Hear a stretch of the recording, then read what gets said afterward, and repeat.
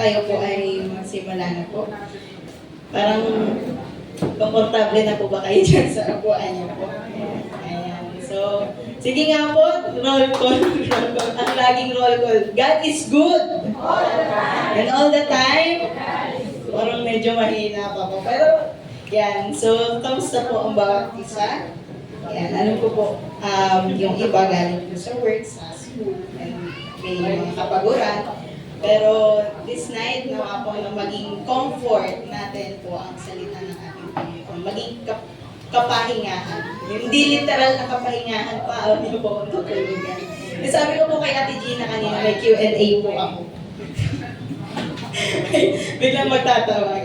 Yan. Sige po, tayo po ay mag-start na po. So, bago po ang lahat, ano po yung chapter na ating pong inaral ng mga nakaraang linggo? Wala, may tanong nga kami. Ayan, ano po? Chapter 7. Luke chapter 7. Ayan. So, tayo po ngayon ay lilipat na po sa chapter 8. Luke chapter 8 verse 1 to 15. Sige po, atin pong basahin yung atin pong pinaka-highlight na verse. So, hindi na po natin babasahin lahat. Dahil napag-aaralan naman po natin siya along the way.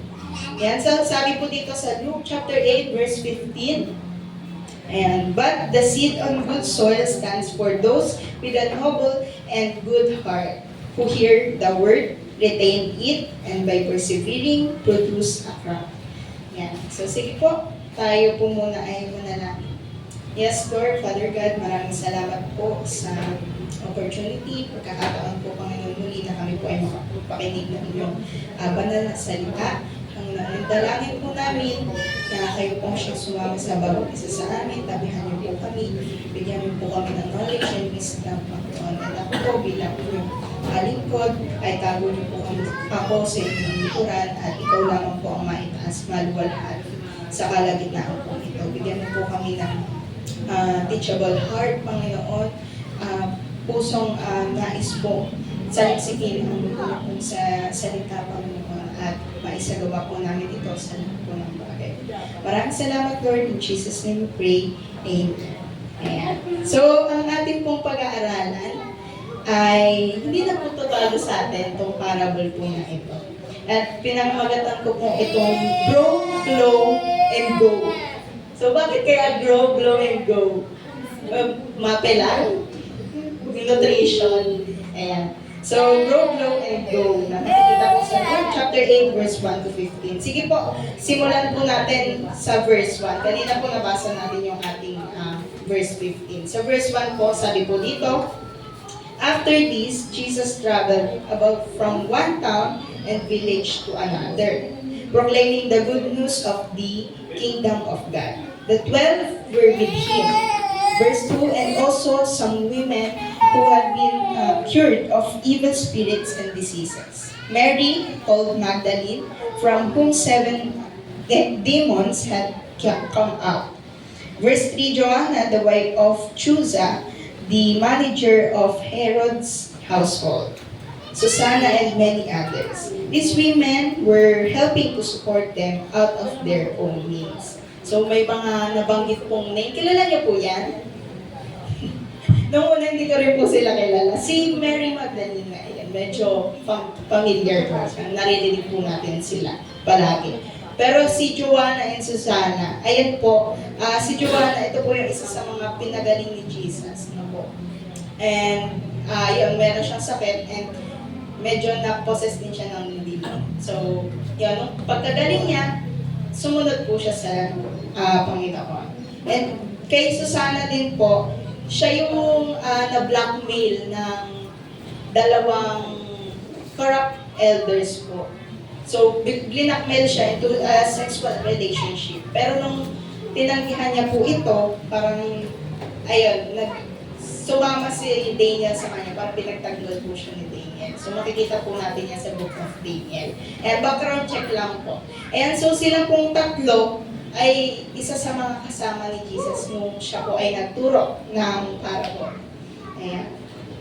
So, makalalaman po natin bakit nga ba nandyan sila. Kasi ako po nung una kong basa, bakit nga ba sinama pa si Joanna, si Susana, tsaka si Mary Magdalene? Pero, ayun po, meron palang gusto i-reveal din ang Lord. Ayan, so verse, 4. Ayan, verse 4. While a large crowd was gathering and people were coming to Jesus from town after town, he told this parable. Verse 5, a farmer went out to sow his seed. As he was scattering the seed, some fell along the path. It was trampled on, and the birds ate it up. Verse 6, some fell on rocky ground, and when it came up, the plants withered because they had no moisture. Other seed fell among thorns, which grew up with it and choked the plants. In verse 8, still other seed fell on good soil. It came up and yielded a crop 100 times more than was sown.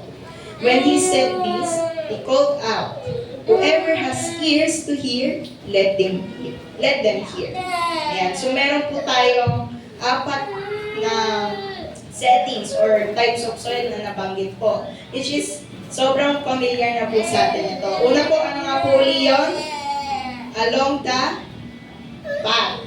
Ayan, along the path. Pangalawa po is yung sa rocky ground. Pangatlo ay thorns. Pang-apat ay good soil. Ayan ang favorite na lahat. And we pray, di ba, nasa good soil po tayo. Ayan, so, nung nabasa po ito, may natandaan lang po kung inaral sa science na may 4 din na types ng soil. Di ba po, yung loamy, sand, silt, clay soil. Ayan. So, meron po silang iba't ibang gamit. And sa iba't ibang gamit po ngayon, syempre, may mga iba't iba din na nagbe-benefits. May iba pong halaman na dito tumutubo, mas maganda yung tubo. Pero dito po sa 4 na to, iba't ibang sitwasyon lang po siya. Actually, kada palala siya ng palala. Hindi po yung bukod sa good soil, di ba? Yun talaga yung pinaka the best. Hanggang sa lumala from path to to thorn, di ba? So, ayan po ang 4 na soil na ating narinig. And in-explain po siya ni Jesus. So, ayan po, tutuloy po natin dun sa verse 9.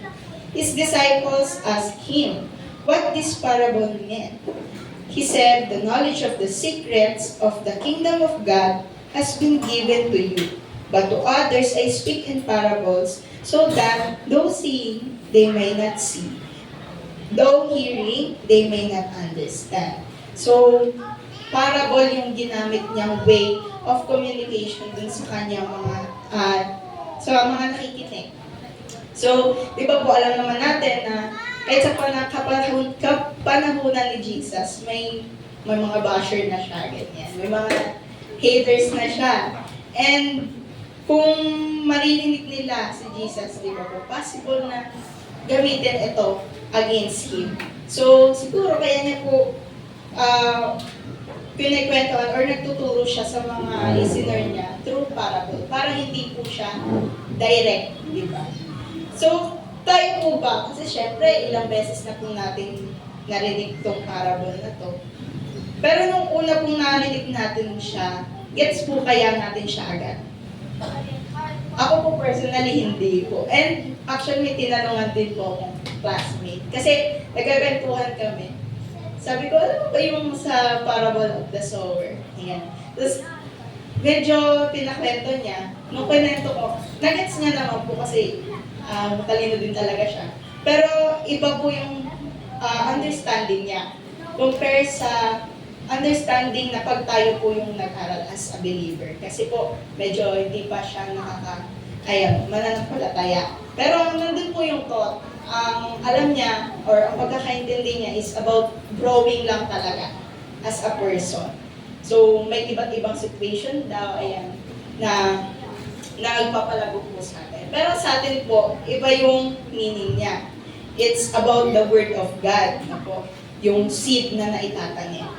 So, ayun po, magandang, din talaga siya, kahit magandang way ni Jesus din, yung parables po, na hindi siya directly. At the same time, makukuha yung pick ng curiosity ng mga nakikinig. Kasi po, di ba, aminin man natin sa hindi, kapag tayo ay curious sa isang bagay, mas nakikinig po tayo. So, ayun po, kahit yung disciple niya nagtaka. Pero ayun, sabi po nga, ay, though seeing, they may not see, though hearing, they may not understand. So, kung sino talaga yung gustong makinig, nandun yung desire na mas mapalalim yung pagkaintindi po nila dito sa tinuturo ni Jesus. Ayan. So, sa verse 11 po, ayan. This is the meaning of the parable. The seed is the word of God. Ayan. Sabi ko nga po kanina, the seed is the word of God. And those along the path are the ones who hear, and then the devil comes and takes away the word from their hearts, so that they may not believe and be saved. So ito yung first soil po na nabanggit, yung along the path. So nahulog lang siya, o let's say sa totoong buhay ay nakakinig lang, narinig lang, pero hindi po pinakinggan. Iba po yung pinakinggan sa narinig. So, ayan, nakinig lang, and nung dumating na ang devil, dahil alam naman po natin, devil, bantay lang din yan sa atin. So, nakuha agad yung word. So, baliwala lang, along the path. Ayan po. Next po ay verse 13, those on the rocky ground are the ones who receive the word with joy when they hear it. But they have no root. So, masaya naman, nakuha naman yung word of God. Pero hindi po lumago. Kasi nga, hindi sapat yung pagkakabaon nung seed. Dahil di ba po, ang seed dapat gustong binabaon para magkaroon po ng ugat. So, ayun. They believe for a while, but in the time of testing, they fall away. The seed that fell among thorns stand for those who hear, but as they go on their way, they are choked by life's worries, riches, and pleasures, and they do not mature. Mas masakit po ito. Kasi, di ba, nakuha na yung word of God, na nakikinig na, or let's say nakaka-attend na ng mga gathering. Pero, pag dumating yung mga sitwasyon na sina-challenge na tayo ng Panginoon, nandun na yung takot agad. So, kahit nakapakinig ka ng Word of God, parang baliwala pa rin po. Kasi sa onting mga temptation ay nawawala agad o nasasakal agad. Kasi di ba po pag matinig, di ba? Mahirap, parang let's say makifit in kasi sasakalin yung pinaka-plan kapag po matinig ang isang soil. Ayan. So, ayan po. Verse 15, which is the last soil, sabi po dito, but the seed on good soil stands for those with a noble and good heart, who hear the word, retain it, and by persevering produce a crop. So ito po yung mga naalagaan na pananim. Nagkaroon ng tamang nourishment, nutrients, di ba?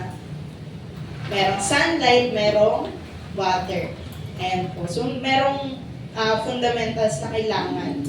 And dahil doon, mas namunga yung plant. Ayan. So, sa atin po, kung sa isang mananampalataya, ang pinaka-fundamentals, ang pinaka-foundation ng isang ng ating pananampalataya or ng seed po na naitatanim sa atin, of course, yun yung mga basic foundation na po. Pero kadalasan, di ba, medyo hindi pa natin siya nagagawa. So, yun yung mga prayer, devotion, quiet time, yung sariling pag-aaral ng Word of God. Which is, guilty po tayong lahat dyan dahil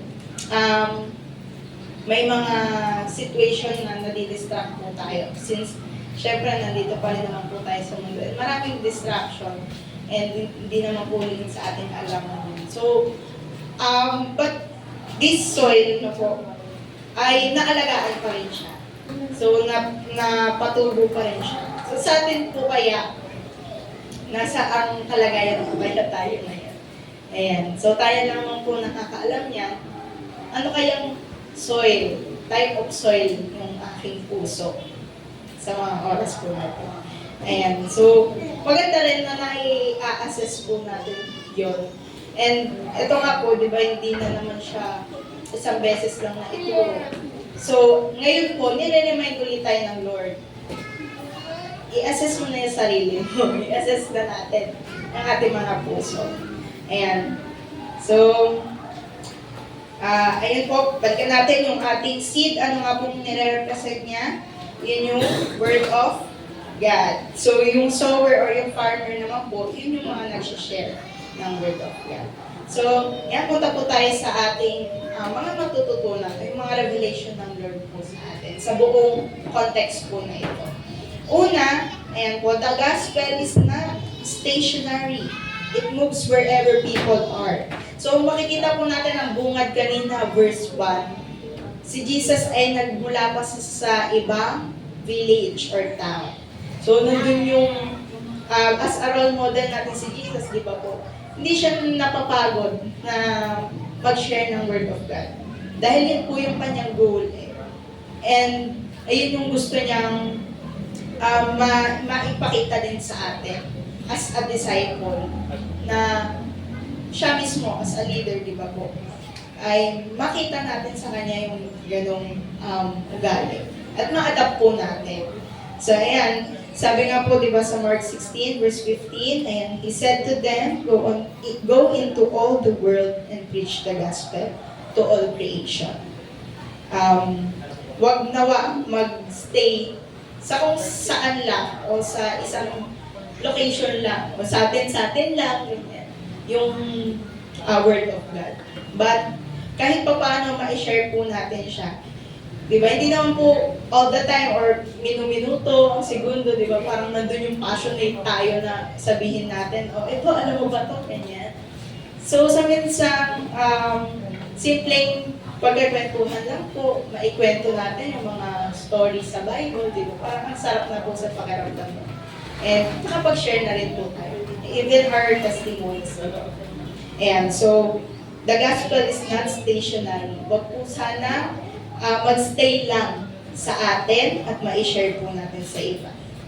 Number 2, sabi po dito, true discipleship involves service and generosity. Ayan, actually, medyo connected po siya sa one. And ang pinaka-example po dyan is yung nabanggit po nating tatlo kanina. Bukod sa 12 disciples. Sino-sino po yun? Si Mary Magdalene, si Joanna, and si Susana po. Ayan, so, kaya pala, dito ko po na-realize, hindi natigil kasi meron din pong nag-willing na sumunod, nag-willing na sumuporta kay Jesus. Ayan po. So, nung nakakilala sila, nung nakita nila yung himala ng Lord, po, hindi nag-stay lang sa kanila. But at the same time, ginamit nila yon bilang purpose nila, makapag-share din po sa iba. So, true discipleship involves service and generosity. Ayan, nandun din po talaga yung support nila pagdating sa financial aspect po sa ministry. And totoo naman po, di ba? Parang sa kada ministry, kailangan naman po talaga ng mga ganyang financial aspect. Or, ayan, kaya po tayo nag-budget, mga tithes and offering as well. Para po makasuporta tayo sa mga gawain ng Lord. And hindi po nila ipinagkait yun. In fact, si Joanna ayun, hindi ko po pala nabanggit kanina, siya po ay katiwala ni Herod. So, di ba, kung makikita po natin, nandun yung influence and, yung influence, pagkakakilala din sa kanya. But, she chose to serve God. na nung nakita niya yung himala ng Panginoon. So, hindi pride or ego yung naig. Kasi kung tutuusin, nasa kanya na eh. Meron na siyang kahit pa paano power kasi kilala si Herod. And katiwala siya. Pero, hindi po na naig yung kanyang pride or yung ego sa kanya. Sumunod po siya sa ating Panginoon. And that is the true discipleship. Yan po. So, number 3, sabi po dito, bilisan po. We are called to spread the word faithfully, even if not everyone accepts it. A fruitful life comes from hearing, obeying, and nurturing God's word. So, ayun, gaya po ng 4 types of soil, di ba? Doon nakita po natin na mahalaga talaga yung masyadong mag-dig deeper tayo dun sa Word of God. Hindi lang basta marinig ko. Or, di ba, sa mga gawain po natin, every time na makikinig tayo, kahit pa paano ipag-pray po natin, or hindi kahit pa paano, ipag-pray po natin na magawa po natin siya eventually, ma-apply natin yung mga narinig natin. Hindi lang po basta nag-stay lang din sa tenga natin yung mga bagay na iyon. So, ayan po, ang laging paalala sa atin, di ba, sa Romans 10:17 na po, faith comes from hearing, and hearing the Word of God. Ayan. So, huwag po tayong manghinawa bilang isang mananampalataya na mag-share po ng Word of God. Ayan. Kasi may times na i-reject tayo ng mga tao or hindi tayo pakikinggan. Pero as long as ginagawa naman po natin yung bagay na yon, nang masaya tayo, nang may pagmamahal, ayun, sila na po, ang Lord na ang bahala sa kanila. Kung paano nila iintindihin yun, paano nila palalakihin yun, aalagaan yung ganung mga na-share po natin. Ang mahalaga, ginampanan po natin yung ating tungkulin bilang isang mananampalataya. And po sa number 4, spiritual truth requires both revelation from God and hunger from the listener. Ask, seek, and listen.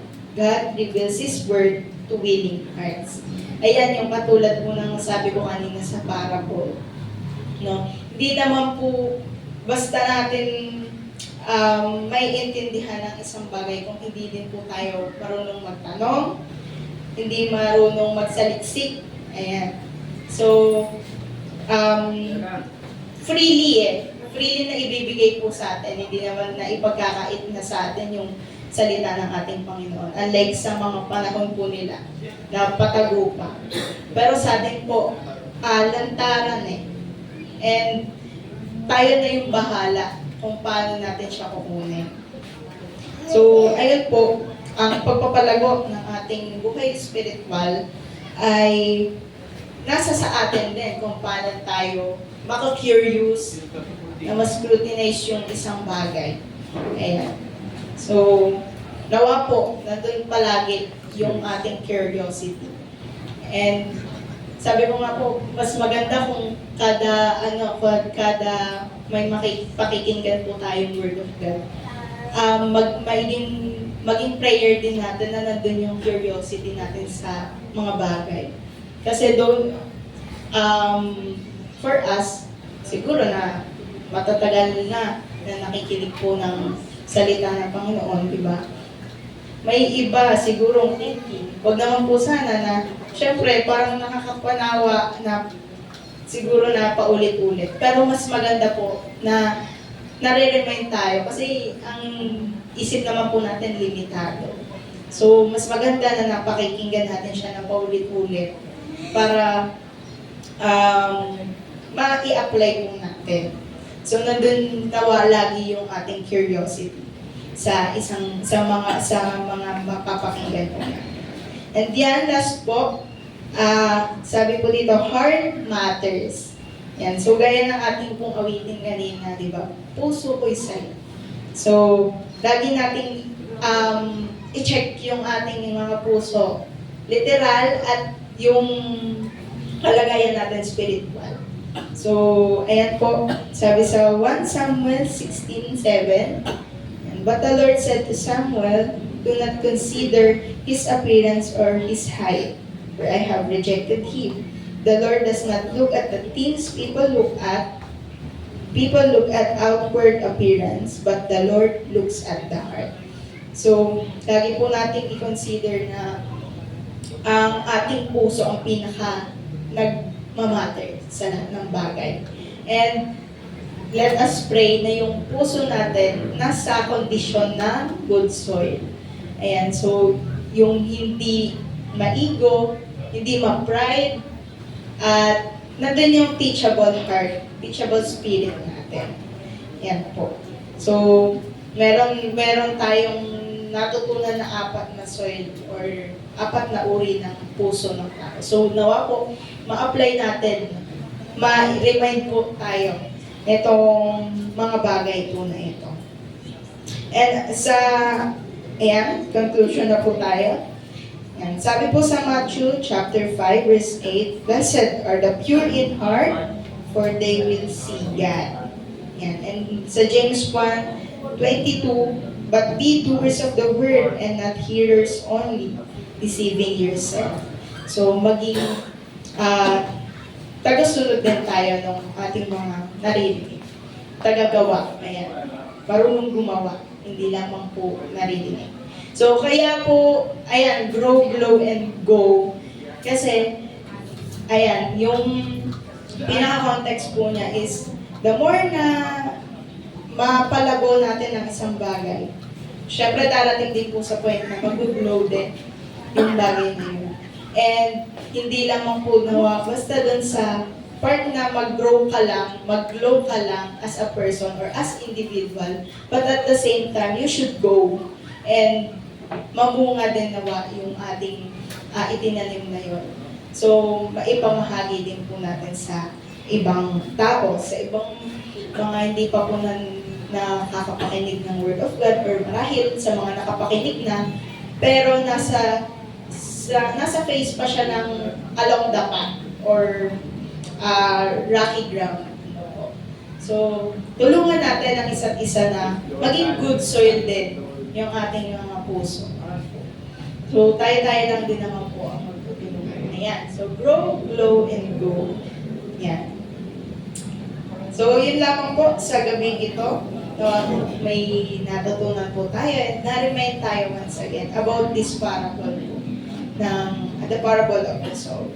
Yan. Sige po, tayo po ay manalangin. Yes, Lord. Hallelujah, Lord. Hallelujah, Jesus. Maraming salamat po, Panginoon, sa reminder na salita mo po ito. Nawa po ay mapagpala po ang bawat isa. At hindi lang po namin basta narinig ito. Lord, tulungan mo po kami na mapalago po ang aming mga sarili, not just physically, but Lord, emotionally, mentally, even spiritually, Lord, ay lumago po ang bawat isa. Sa lahat po ng aming mga napapakinggan, Panginoon, we know na marami pong distraction, marami po kami naririnig na kung ano-ano. But Lord, nawa po maisa puso po namin at ma-remind po kami always na pakinggan pa rin po namin ang inyong mga salita.